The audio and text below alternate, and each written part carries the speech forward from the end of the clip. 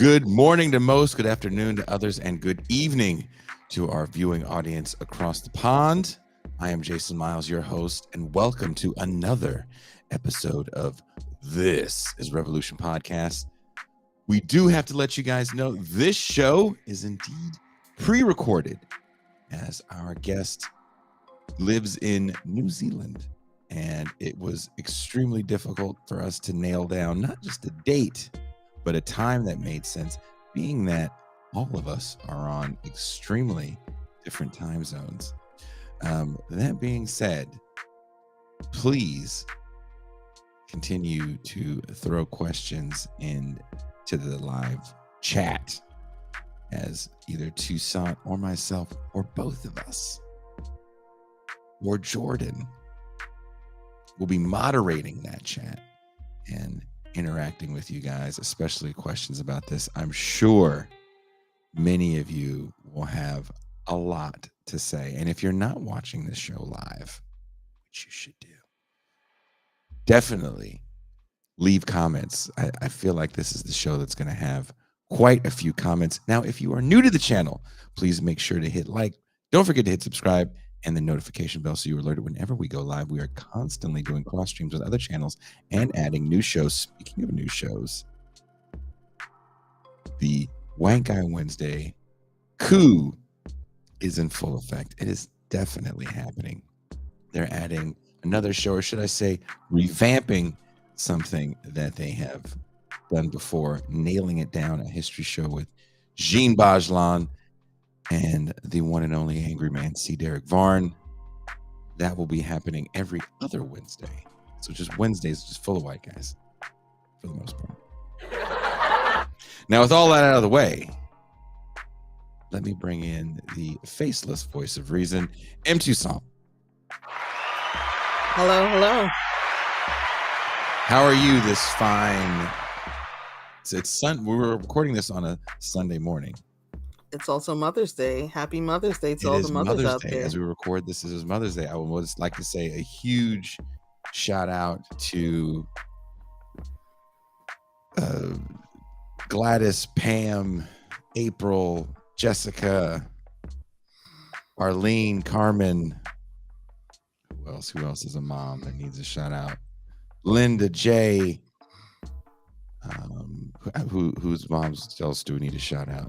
Sarah Bajlan, Mama Robert, Kuba's mom. Kuba's mom. My mom. You're not gonna say her name.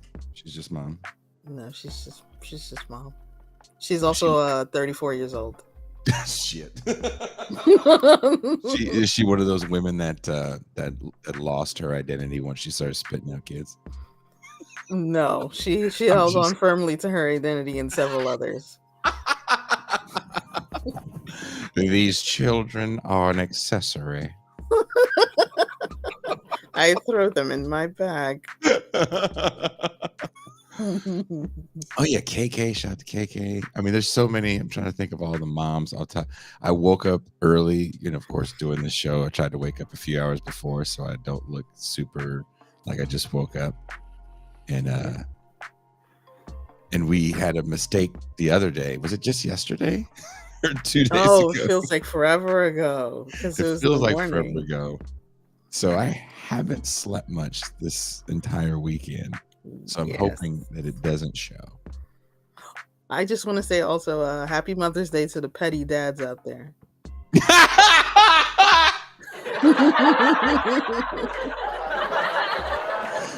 Is that like for all when it's Father's Day and you see all these posts on, I believe you people call it Black Twitter? Yeah. About all the moms that are the dads too. That's right. Oh, all the petty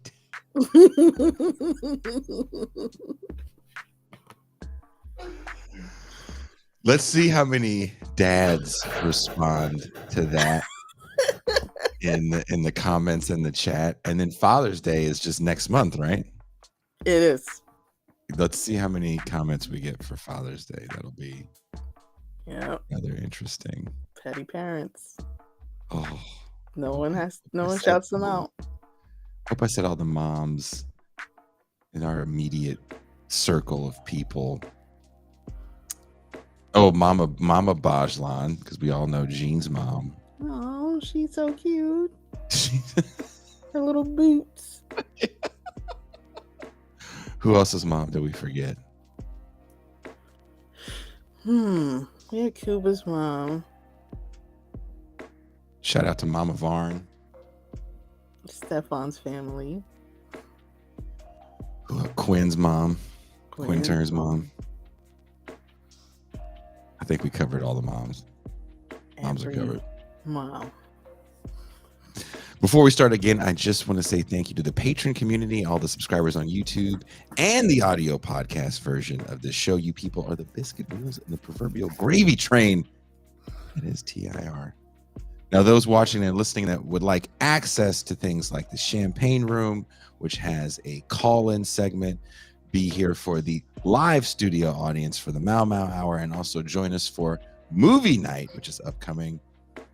I think we should do movie night soon, Tucson. I have an idea. I'll run it by you before I say anything live. There's only one way to do that, and that is become a patron for as little as $3 a month. It's $30 for the whole year. It can all be yours. The historical Jesus is a different Jesus than the one that we're used to hearing about.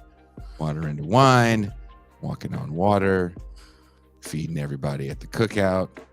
You do not have enough bread and fishes. Didn't see that one coming. As I always say on this show, we cede nothing to the right.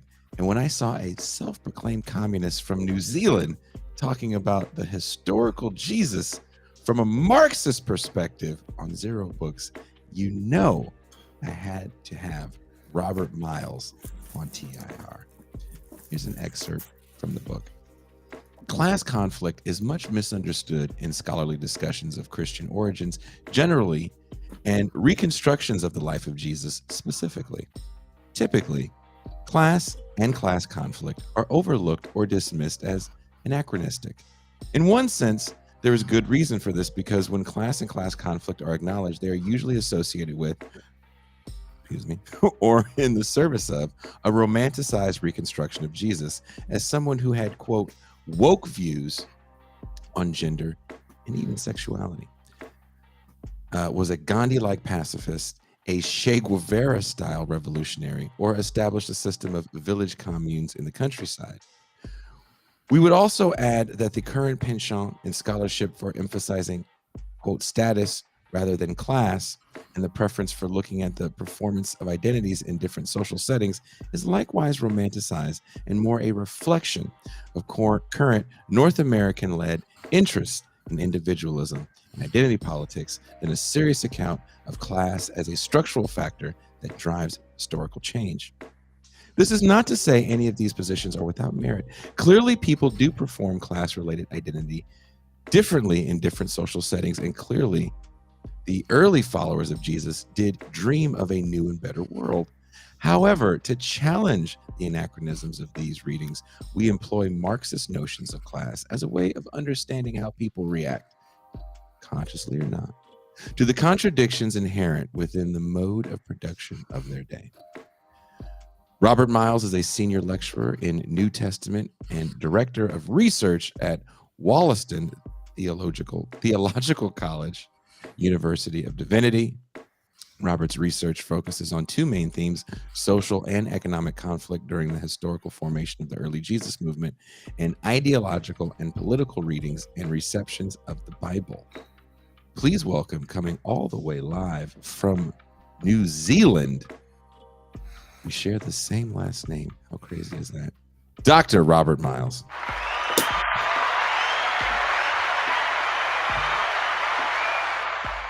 Good evening or good morning.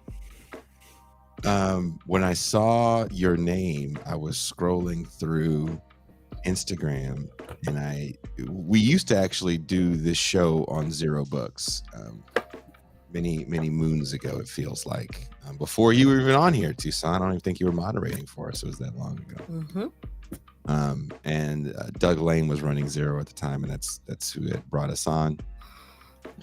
And so I still follow them, and we still have a few Zero authors on the show, as we've created some great relationships with Zero books. And I'm not gonna lie, I haven't followed as closely. So when I ran across someone with my last name, I was like, who the hell is this white guy named Miles? I have some very light cousins, but and then I hear the accent. I was like, how did a Miles get to New Zealand? Because I was told it was a French last name. Really? Yeah. Mhm. I honestly have no idea where it came. Is it a translation of Miller or something like that? I don't know. I was told it was French, but maybe, that slave master lied. I don't know. Right. But yeah, when I saw that, and then I believe you were wearing a shirt that said like full communism, and I was like, this is an interesting concept. And I think you submitted that book before the break, and some guys on the show had read it. There's some people on the show that were readers for Zero, and had sent it up for approval. So when I mentioned your name, they had remembered you, and they're like, oh yeah, you should have him on, because we always have to vet. That's how we vet people here. Mm-hmm. You know that guy? Yeah, he's a good fellow. He's all right. Oh yeah. Miles guy's all right. And and like the last name thing probably didn't hurt. No. So jokingly, when I saw the book you wrote, I was kind of like, whoa, this is definitely something I want to have on the show. And so jokingly, I said my cousin wrote a book. And on Twitter, I think people really believed we were cousins and checked it out. So you're welcome. What? You mean we're not cousins? You brought me on your show to tell me that we're not actually related? Hey, you are not the father.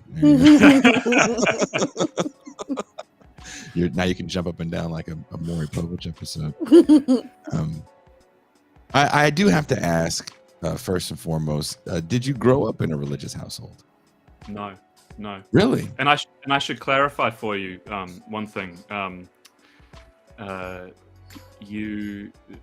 You said that I'm in New Zealand. I'm from New Zealand, and you can probably hear the Kiwi accent. But I'm currently in Perth, Western Australia, so that's where I'm based now. I've been in Australia for about 6 years now, and that's where Wollaston Theological College is, and the University of Divinity, which I work for, is an Australian-based institution. But no, I did not grow up in a religious household. But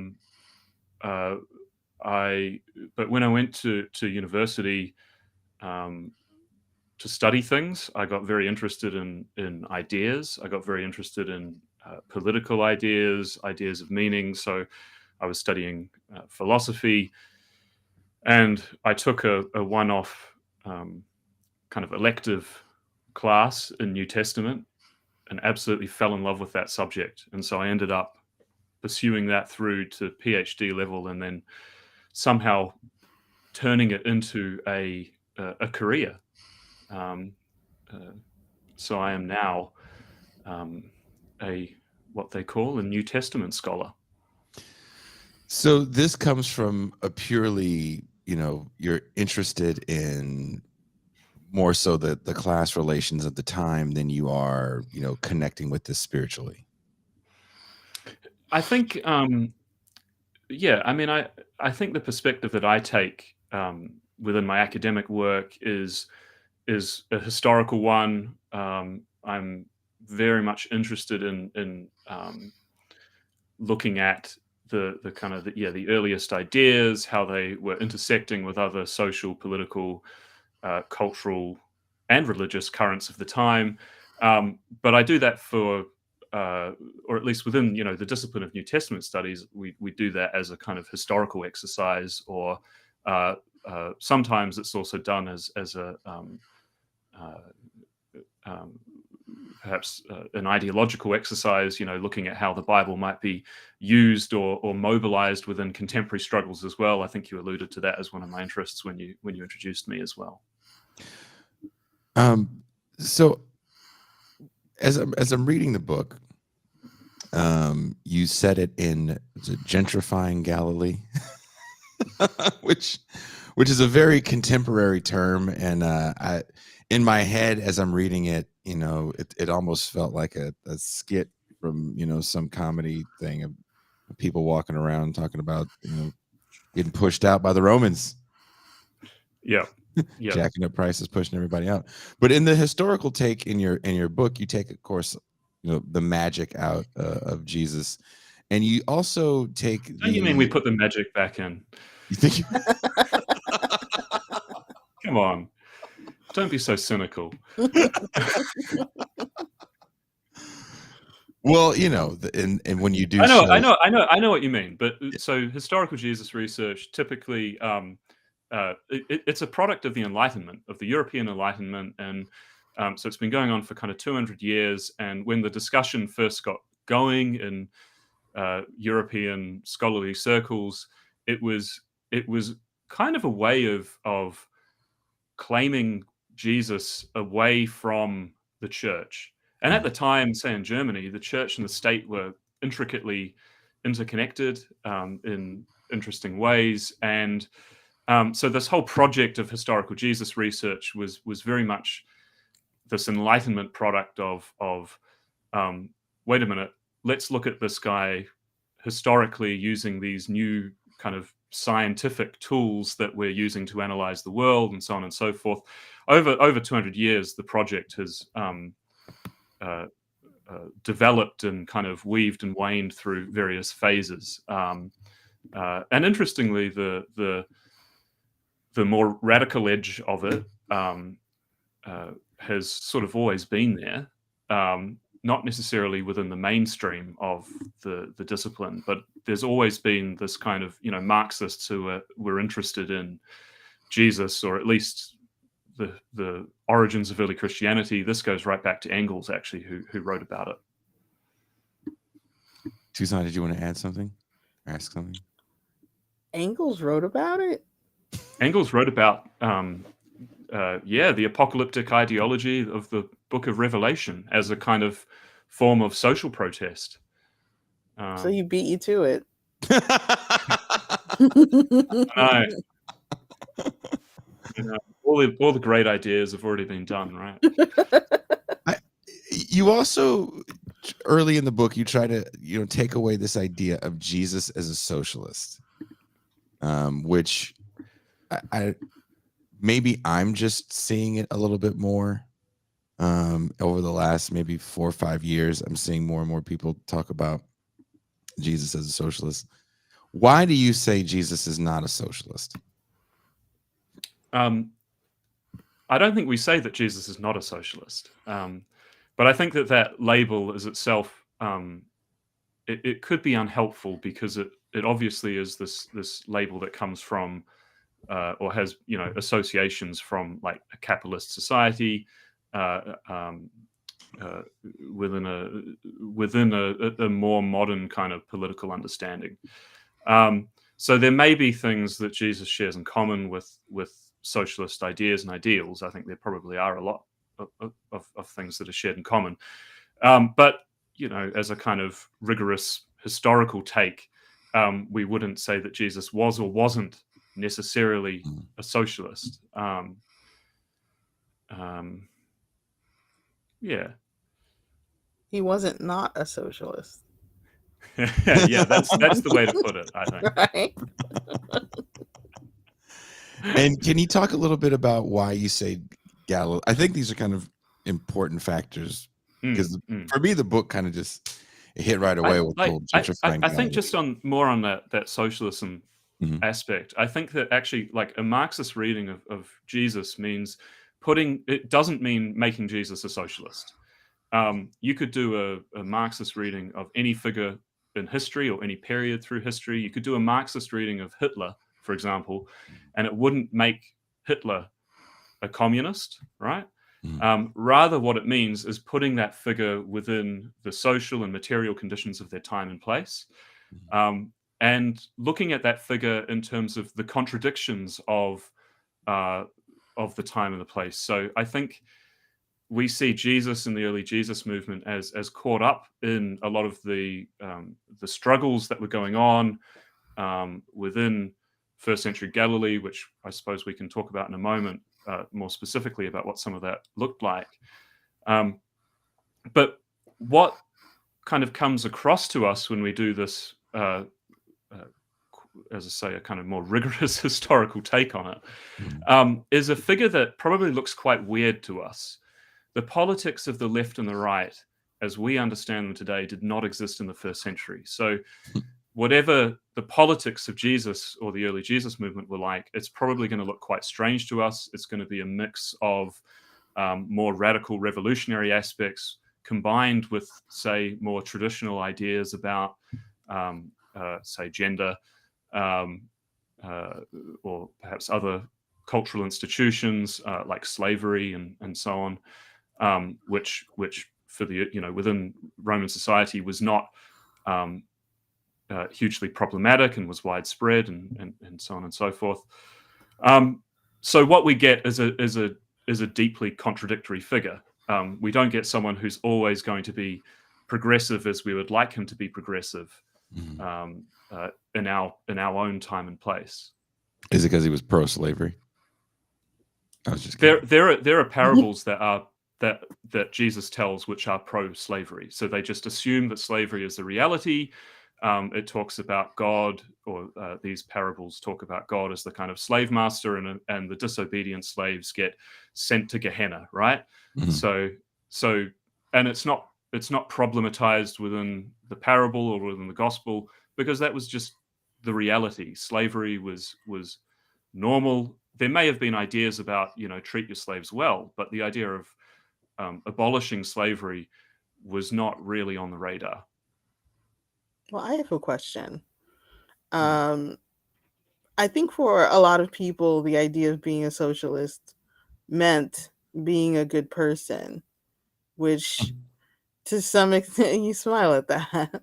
And you Well, laugh it's at because that. some people say the same thing about being a Christian, right? They say, Yeah. but being a Christian means being a good person. Right? So There's a lot of that's where the smile came similarities. from. Yeah, There's a lot of similarities, man, in people's ideologies. I agree. Well, yeah. Well, I just want to know your take on that. Being a good person, being Christ-like, being a socialist. Not the same thing. Yeah, I mean, it depends how we're going to sort of define that. If we're talking about like me as an individual person living the good life and being morally or ethically good, then I don't think that's socialism at all. That's some interesting form of like liberal individual ethics, right?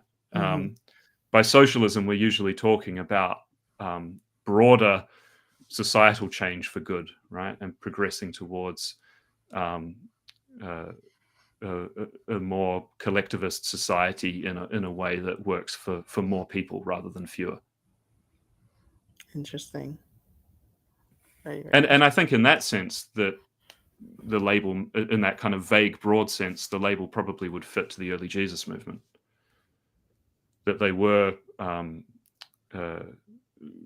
promoting this idea of the first being last, the last being first, and really the social and material hierarchies of the ancient world being turned on their head. That was very much part of their political agenda. So it's not being Christ-like; it's being Jesus movement-like. Christ-like, to talk about being Christ-like is a theological way of understanding Jesus and our relationship to Jesus. So it's not really what we're doing in a book on the historical Jesus, where we're interested in contextualizing him within his time and place, and not necessarily imitating everything that he said and did. Rather, we're going to engage in we're going to look at the broader context, just as we might with any other figure of history. There may be some lessons to learn, but it's not going to come through in this kind of simplistic way of Jesus said this, therefore what would Jesus do? Therefore, we do ABC. Do you feel like and to be fair, I think that within the Christian tradition as well, Mhm. it's not necessarily a kind of clear cut do exactly as it says in the Bible. That sort of only exists more within fundamentalist and more kind of conservative evangelical forms of Christianity. Other forms of Christianity might engage in a much more dialectical understanding of their relationship to the Bible, to Jesus, and so on. Precisely because Jesus, the early Jesus movement, and the Bible are products of an agrarian society, a pre-capitalist society, a one where, say, class relationships, gender, slavery, all of these different things looked very different. When you say gender looked very different, in what way?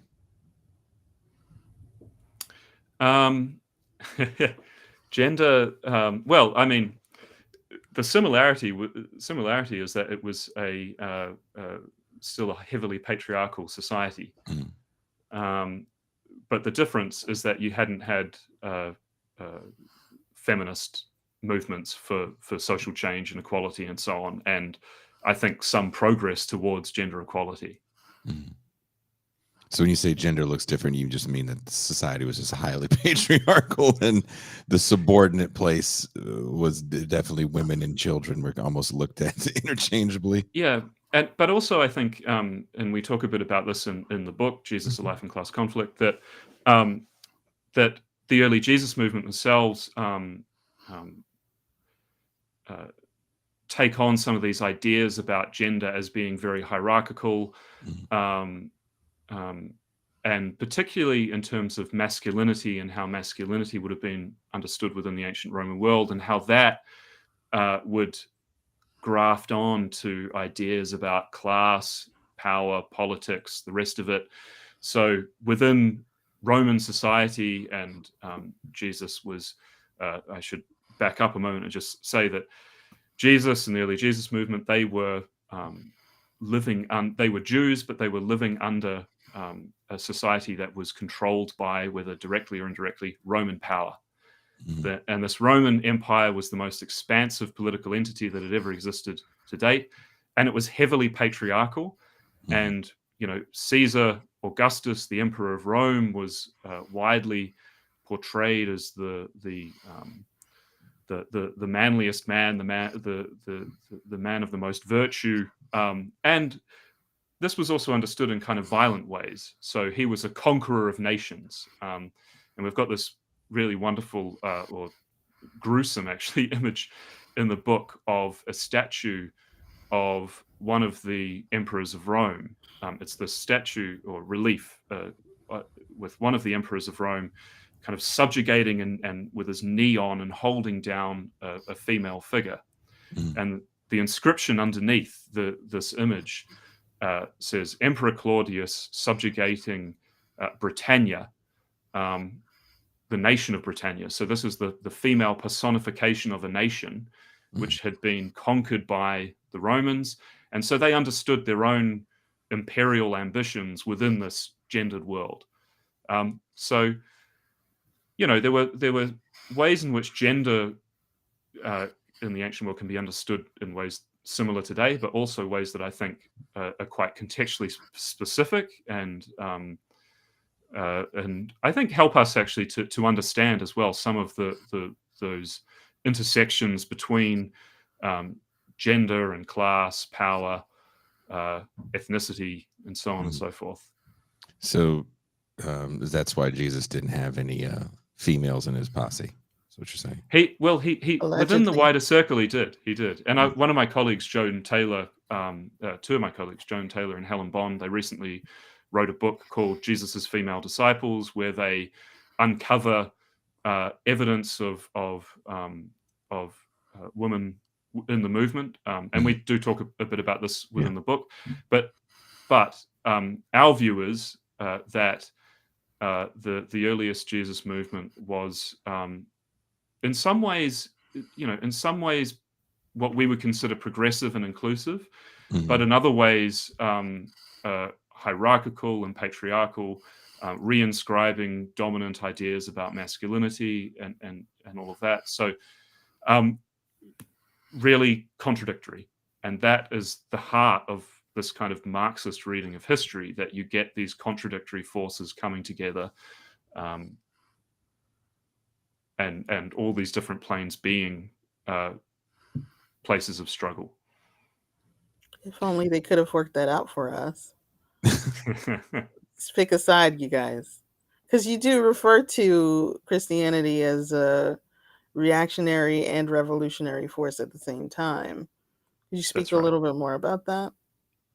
Yeah, so I mean, this is sort of just self-evidently true. If you look at the history of Christianity, it's both inspired movements for political change, and radical movements for political change. I think particularly of like liberation theology in Latin America, but also elsewhere, countless kind of examples of people, kind of, as you say, looking to Jesus, imitating Jesus, and then ending up becoming socialists or engaging in some kind of emancipatory struggles.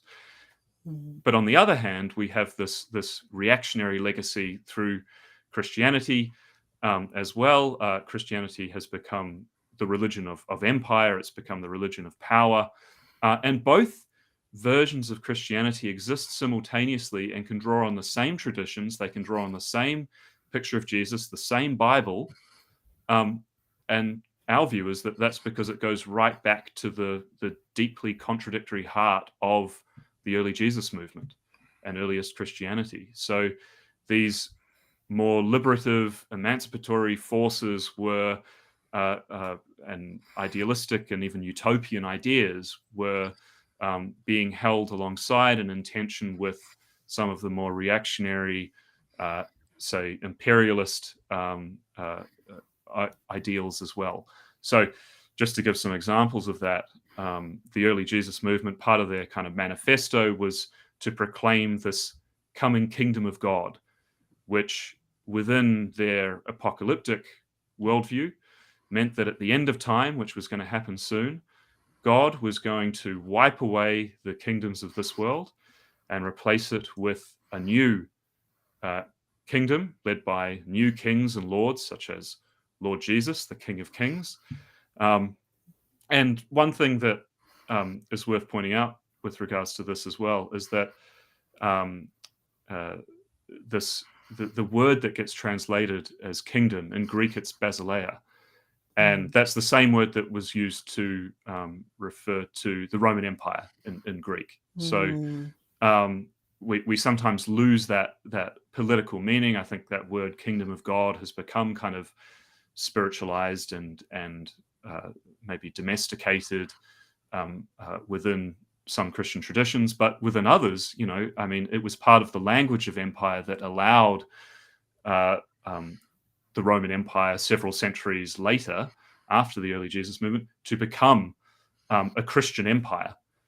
It could point to these ideas of a Christian empire or a kingdom of God to justify its own claims to rule. So you can see, I think, within that this tension of power, of both talking about this kind of revolution that's kind of going to be backed by God. The old world is going to be thrown out, and a new administration is going to come in and take charge.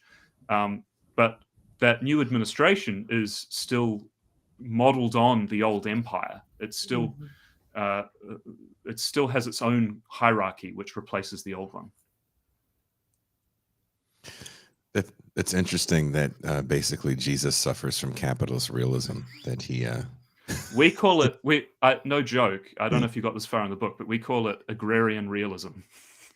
I like that. just to play on Mark Fisher's capitalist realism, which obviously was such a influential and monumental book for me. But I think like it actually helps us to understand this, that the early Jesus movement could think about a changing world. They could imagine new possibilities, but they were also restricted in terms of the language and ideas they could use to do that.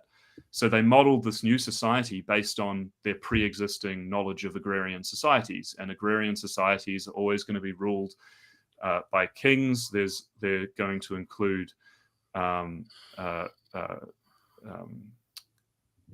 certain hierarchies and socioeconomic hierarchies. So they talk, the early Jesus movement talks more of reversal, the rich becoming poor and the poor inheriting the earth, right? They talk more about that. Sometimes you get ideas of equality mixed in alongside that, but I think that they don't overshadow or overpower this retention of a hierarchical understanding of how society operates. And that's I'll be honest, I read your book and I haven't picked up a Bible in some time, so I'm extremely rusty on my biblical knowledge. You couldn't fact check what we're saying. Yeah, I did. I don't know how to phrase this question because I don't know how people feel about the Gnostic Gospels. I know they got a great big resurgence during the Dan Brown era, we'll call it, in the aughts, when the Da Vinci Code came out and everybody wanted to read about the scandalous Jesus. But that's when I kind of discovered what the Gnostic Gospels were, and I found them very, very interesting, to say the least. And you definitely reference them. As a New Testament scholar, do you include them in your work as well? They're not very useful historical sources for the historical Jesus. They're very interesting texts, and what they are useful for are, and this tend to do with the fact that they're dated a couple of centuries later.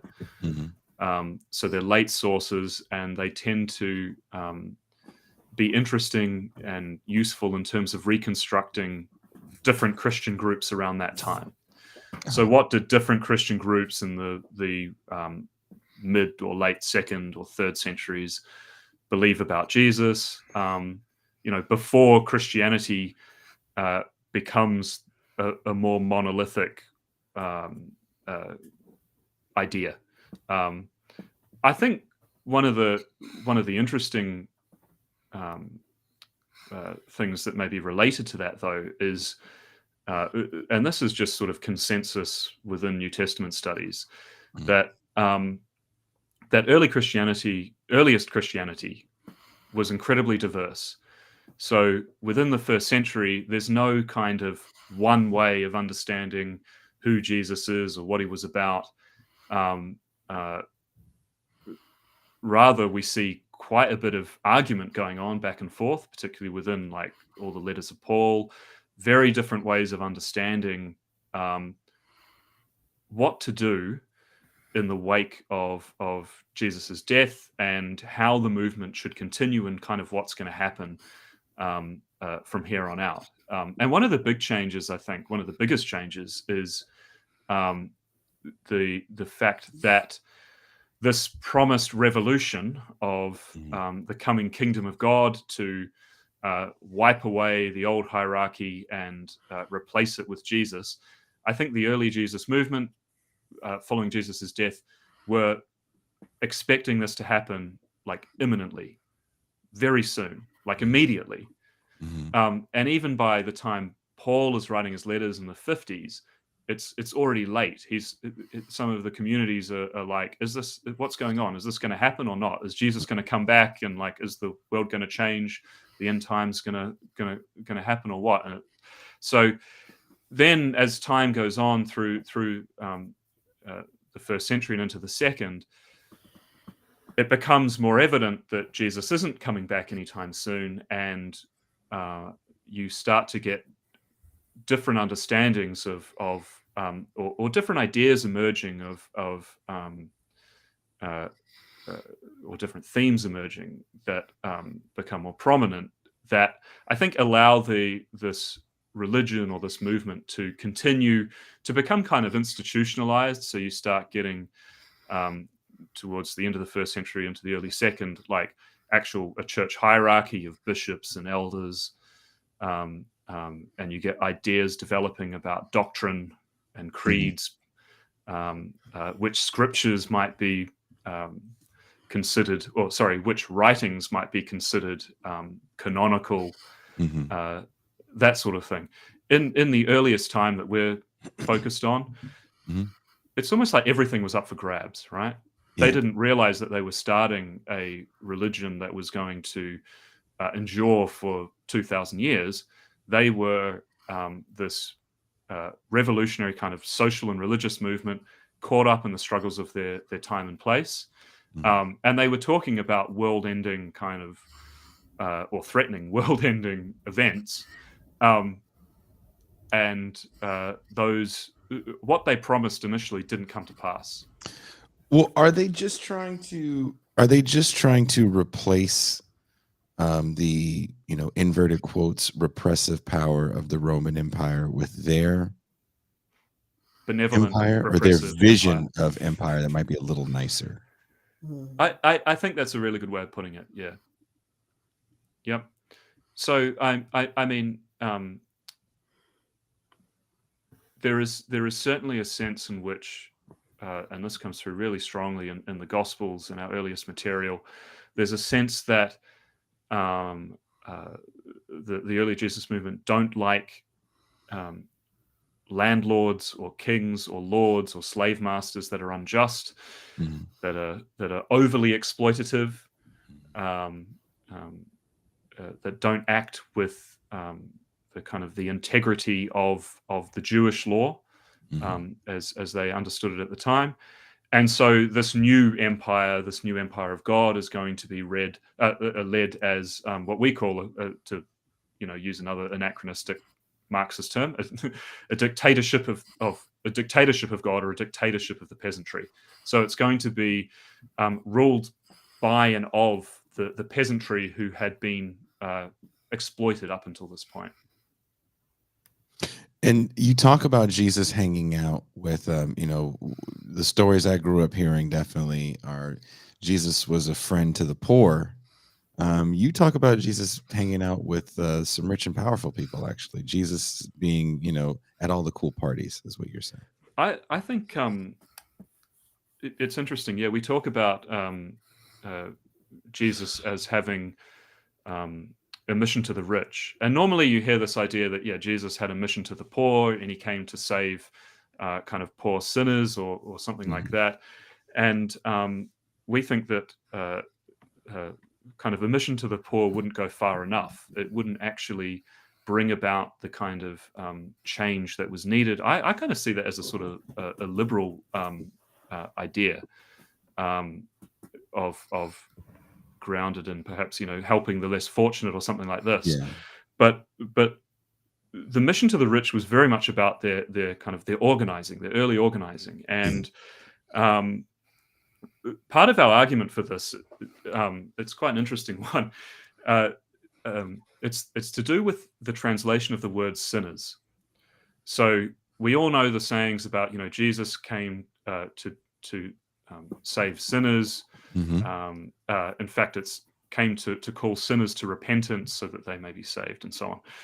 And that word sinners within the Jewish tradition, we looked over about 1,000 years worth of Jewish texts, and the dominant translation that you often hear, or interpretation, that sinners were kind of poor, societal outcasts, downtrodden, and so on, is frankly completely wrong. Within Jewish texts, it's entirely consistent across all of these texts over almost 1,000 years. It referred to people who were lawbreakers, breakers of the Mosaic or the Jewish law. It could also be applied to non-Jews because they didn't follow the law, hence they were sinners.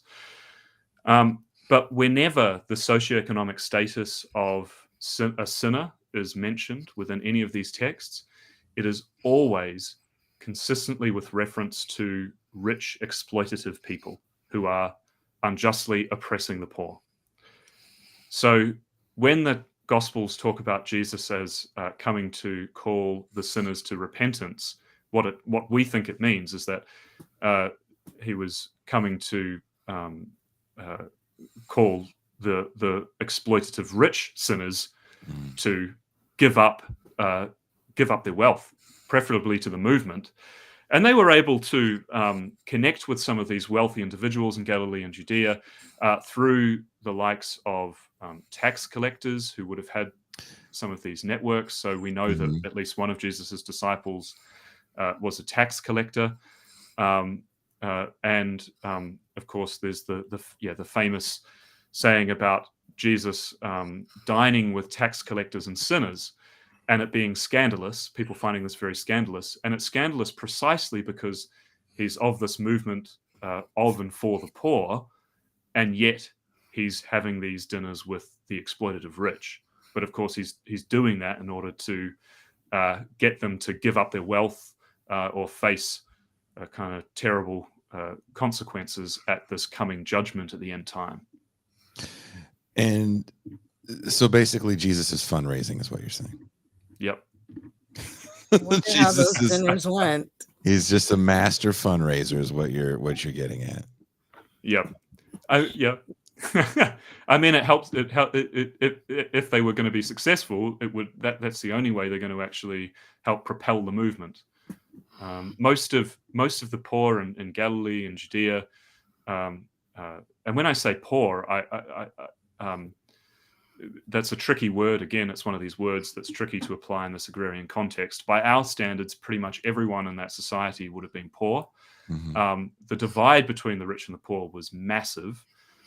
Most people, the overwhelming majority of people in that society would have been peasants working the land or the water, and they were living at, below, maybe slightly above subsistence level. They would have not been able to accumulate ample resources to fund a massive movement that was going to necessarily spread around the empire as it did. So it was only through convincing some moderately wealthy, and I think eventually some very wealthy patrons, that they could be successful. Another thing I found very interesting is that the setting that you have is one, like I said, you started off with the gentrifying Galilee, and everyone is speaking of the end times. And I'm 45. I don't know how old you are. I've been hearing about the end of days since I came out.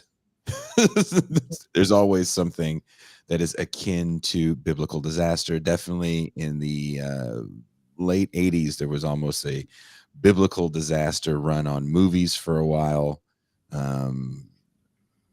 You know, like it's coming. The end of days is coming. There's these disasters. There's this thing called AIDS. It's a plague. It's coming.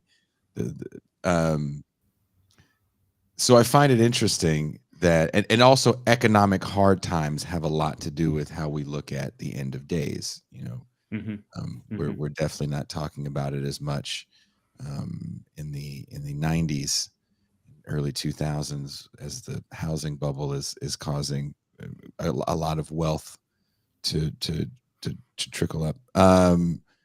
So Jesus, you put as a man of a movement that is kind of common to talk about the end times.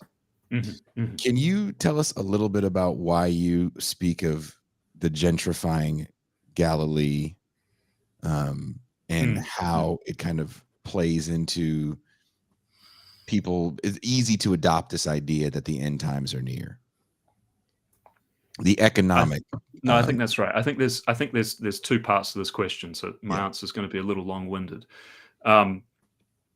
So feel free to intervene if you. No, and I'm sorry for I wrote it out, but I was having a hard time trying to parse it out. I think this is the question, because it's the link in terms of taking a historical materialist approach to the early Jesus movement, and it's an attempt to understand how what we now understand to be their kind of their religious ideas. How did that arise out of changing social and material conditions in their time and place? So I can talk specifically first just about some of the concrete reality. And I've already mentioned that it was this agrarian society with a huge divide between the rich and the poor, and just the usual kind of exploitative relationships between peasant farmers, fishermen, and the people they worked for, or the owners of the land that they worked. So all of these dynamics are going on, and there's a lot of research and scholarship on this sort of stuff. But specifically in terms of what was happening at the time of, and particularly as Jesus was growing up, as you've alluded to in this, what we call a kind of gentrifying Galilee. Again, it's tongue-in-cheek kind of language. But the reality behind that, what we're talking about, is these massive building projects that are going on. And building projects that are elite sponsored. So there are, at least that we know of from archaeology and some ancient sources, there were at least 2 major cities, urban environments being built as Jesus and his compatriots were growing up in the earliest 1st century. One of these, the city of Sepphoris, which had been, in fact, destroyed by the Romans when Jesus was very young, and then rebuilt, to the extent that one ancient author calls it the ornament of all Galilee, or something like that. This, it reconstructed as this heavily Romanized city. Sepphoris was only about 6 kilometers away from Nazareth, the small rural village where Jesus is located and he grows up. So we've got that massive urbanization project. And then a decade and a half later, in about 19 CE, the city of Tiberias is founded on the Sea of Galilee. And the building of this city allows elites and well-connected elites to dominate the lake economy. So we have all these stories in the Gospels about fish, and Jesus has a bunch of fishermen disciples. And it's kind of no surprise to us that they would be getting involved in this, because they were from a small village, or they worked in a small village called Capernaum. Tiberias would have been, just as I say, dominating economic relations in this place. And Tiberias was named after Emperor Tiberius, the Roman emperor at the time, so kind of alluding to the power that backed the local aristocracy within Galilee. So this transforming environment is I think, putting a lot of pressure on and exacerbating the divide, or perhaps even the perceived divide, between the rich and the poor. With kind of moderate levels of commercialization or whatever, you've got you've got people experiencing different outcomes. Some might have done better, some might have got more work, got lucky.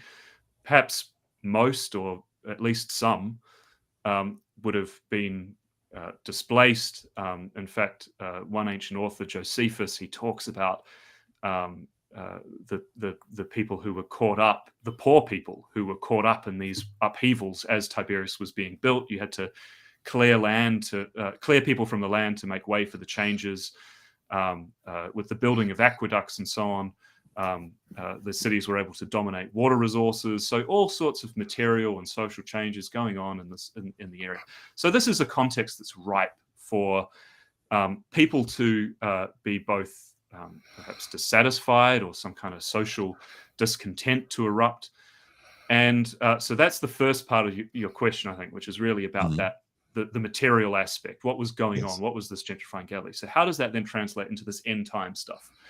Well, within first century Judaism, what we call millenarianism, is sometimes known as apocalypticism, end time theology, Jewish theology, was really prevalent. Not all Jews subscribe to it, but a number of Jewish groups would adopt these millenarian themes. And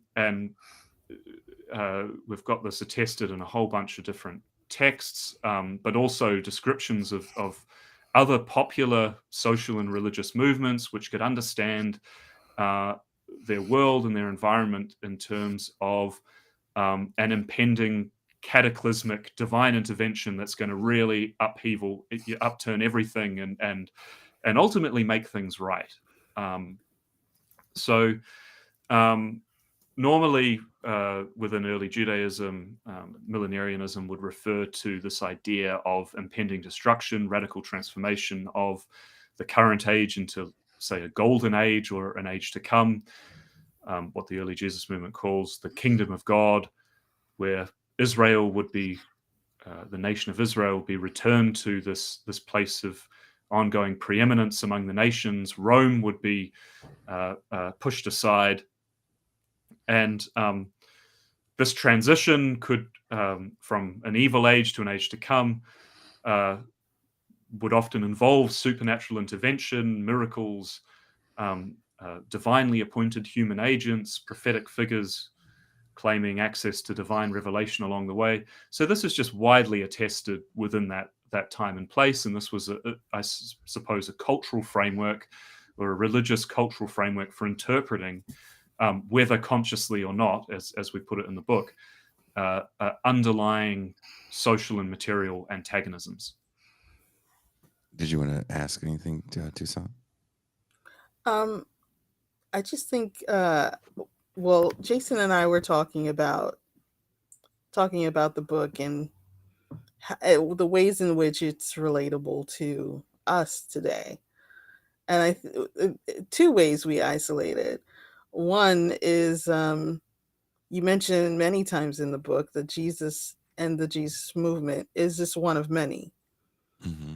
And I feel like that's sort of the podcasting landscape for leftists. I mean, we are just one podcast out of many. But we are the Jesus one. Yes, we're the Jesus movement. We're the winners. Put your money on us. But perhaps preaching similar things, but not the same. Mm-hmm. And some are kind of nuts, and some are more sane. It's very interesting. I can see that. Maybe Zero Books was the John the Baptist movement that kind of gave birth to us. That was one of the questions I had for you as we're coming towards the end of the hour. John the Baptist, as you put it, is doing his own thing. And my understanding in my, early child readings of the Bible is, they were kind of all homies, and you're saying something quite different. John I the thought Baptist. they were cousins. Yeah. I was really confused. The Gospel of Luke identifies John the Baptist as Jesus's cousin, but scholars aren't particularly sure of the historicity of that. Maybe it's true, maybe it's not. I'm not sure. But so that's where that comes from, the idea of them being cousins. The Jesus the Baptist and John the Baptist, right? Kind of like Jason Myles and Robert Myles. I love it.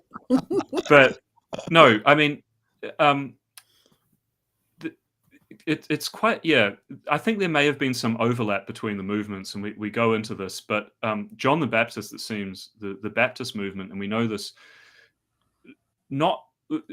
we look at what is written in the Gospels, but also what's written in other sources. And there's a lot about John, or there's a bit about John in other sources, which suggest that the movement was probably more popular than the early Jesus movement within the first century, or at least the early first century when he was active, and that our other sources don't show that these two movements had anything to do with each other. But the early Christian movement, and by the time the Gospels are being written several decades later, there is some kind of connection here.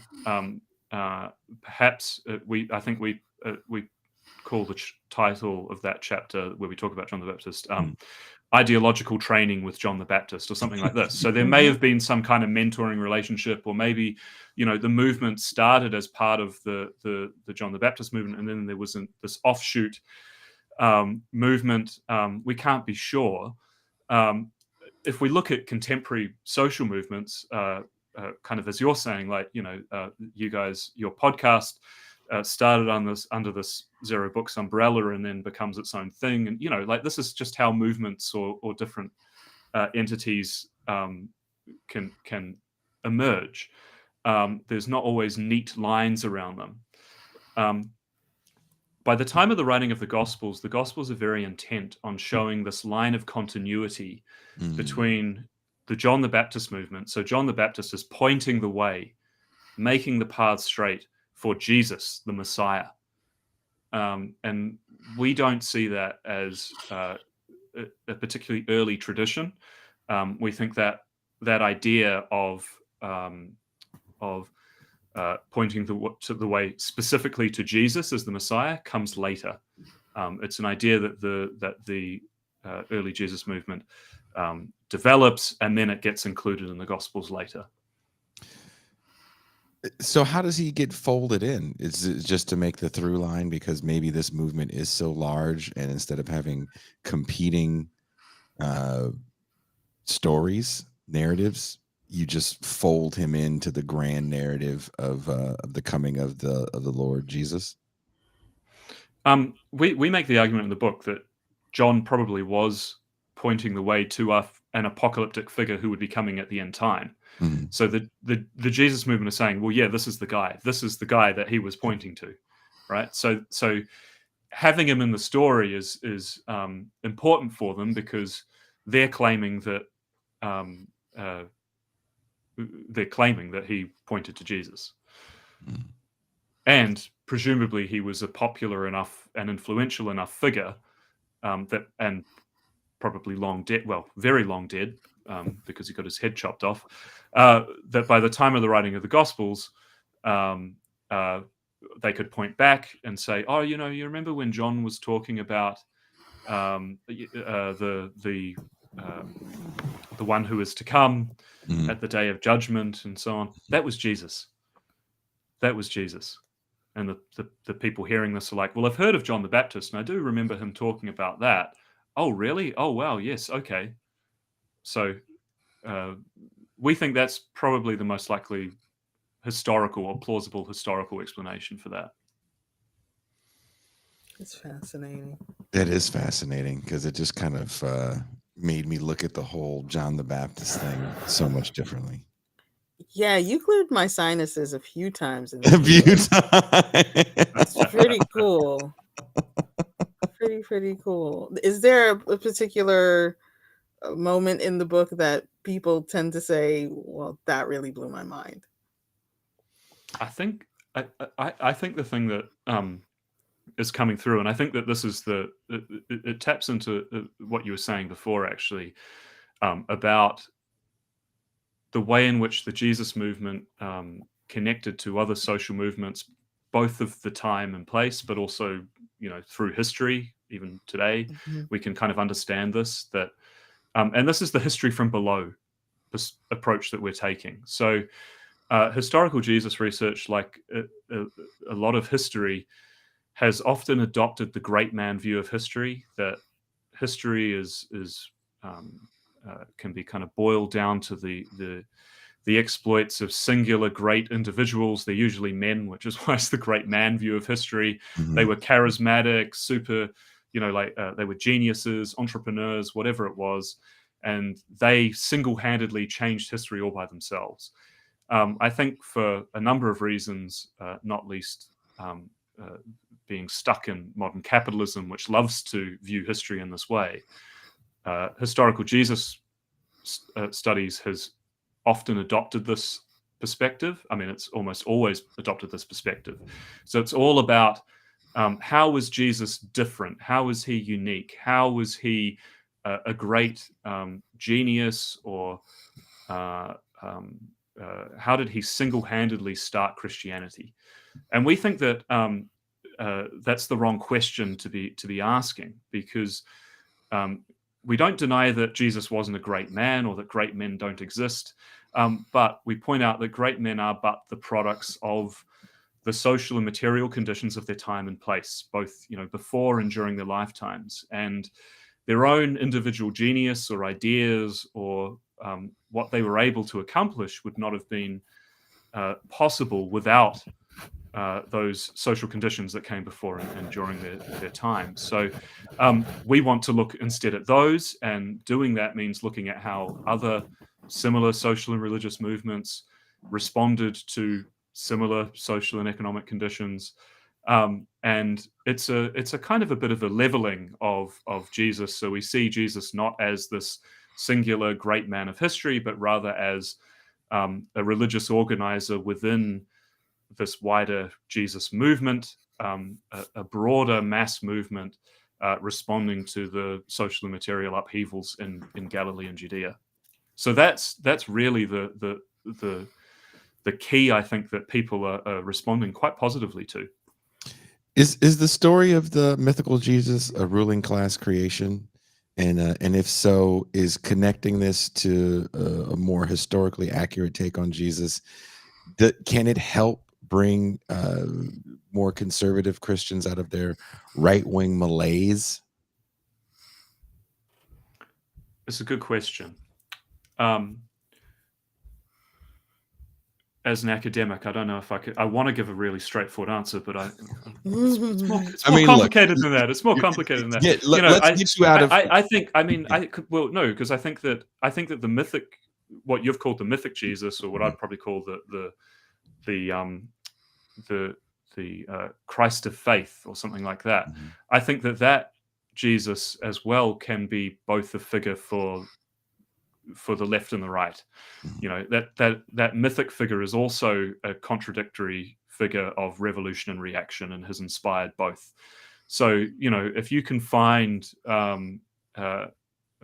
leftist leaning inspiration from the mythic Jesus, then so be it.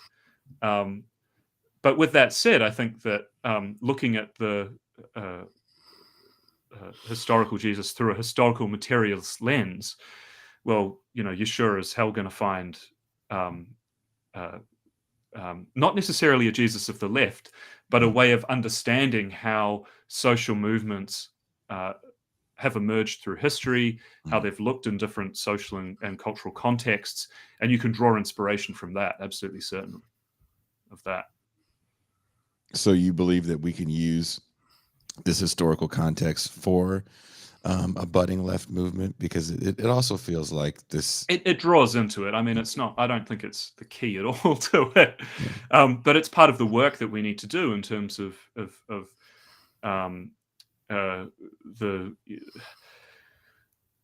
retelling history as the history of class struggle.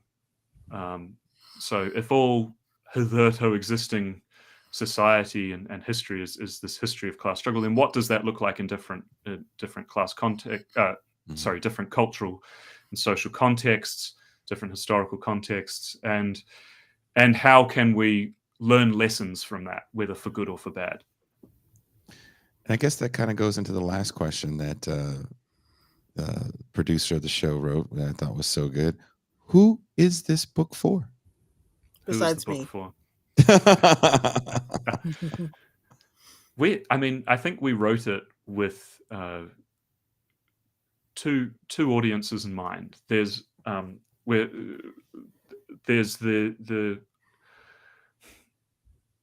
there's people like me, I'd say 20 years ago, 15, 20 years ago, when I was first getting interested in this stuff, as I talked about at the beginning. And I'd grown up in a non-religious household, but I was somewhat interested in religion.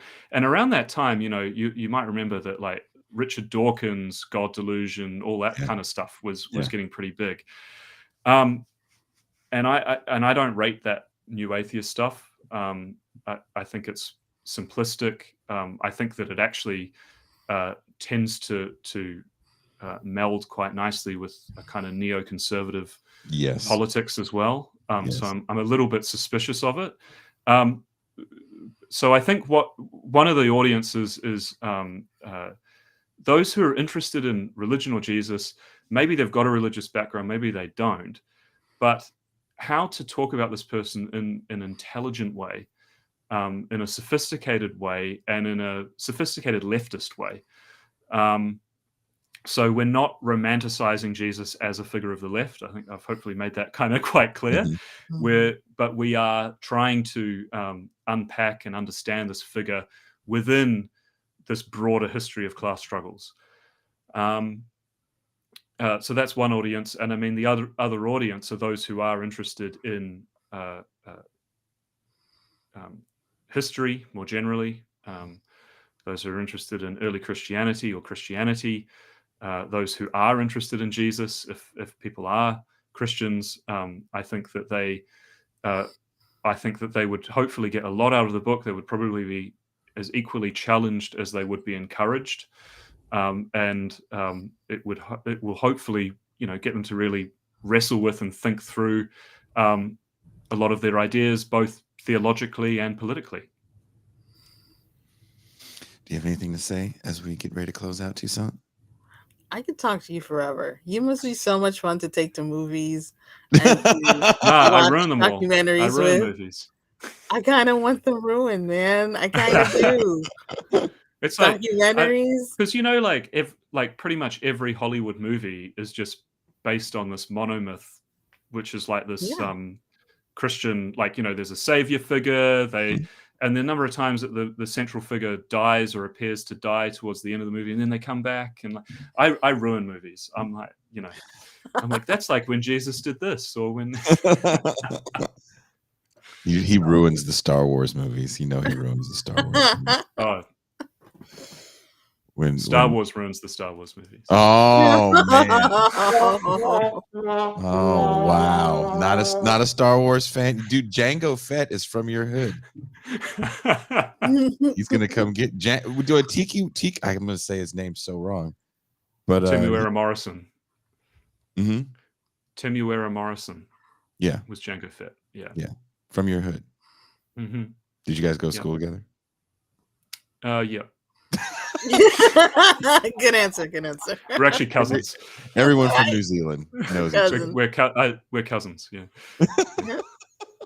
It's funny so in New Zealand, it's quite common to refer to someone as your cuzzy bro, and that just means like a good friend or whatever. Yeah, my cuzzy bro. Oh yeah, he's my cuzzy bro, and you're not necessarily related or anything. We do the same thing in urban environments in the States. Mm-hmm. Isn't that right, Toussaint? Sure is, cuz. See? We say play cousin. That's what we say here. Right? Love him like a play cousin. So it's the same. It's the same thing. It's good to know. It's good to know we're all the same, says Jesus. So he is Dr. Robert Myles. The book is... One more question. Oh. Are you in any documentaries? Just this one. Okay. Here for it. I like it. He was trying to get in all those Dan Brown. You need Dan Brown to write another book. All the crackpots came out when those two movies came out.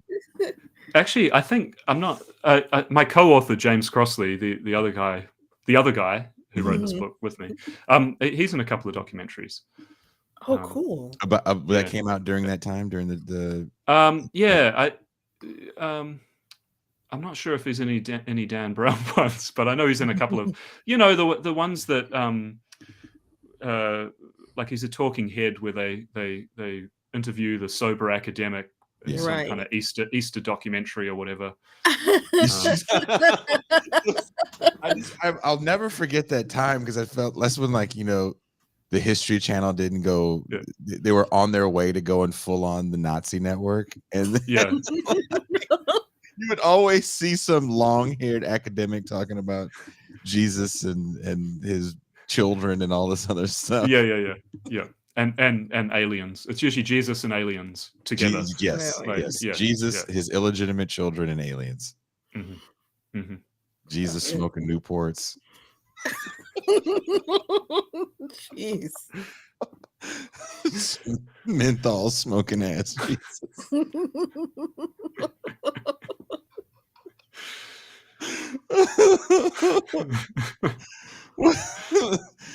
He is Dr. Robert Myles. Wherever you are watching or listening to this show later, there are links in the description to his book, Jesus, a Life in Class Conflict, out now on Zero Books.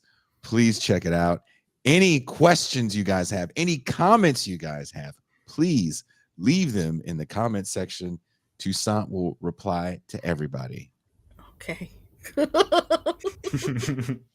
I'm not even going to look at the comments for this one because I'm terrified to see what people are going to say and call us. And Jesus, see, look, Jesus.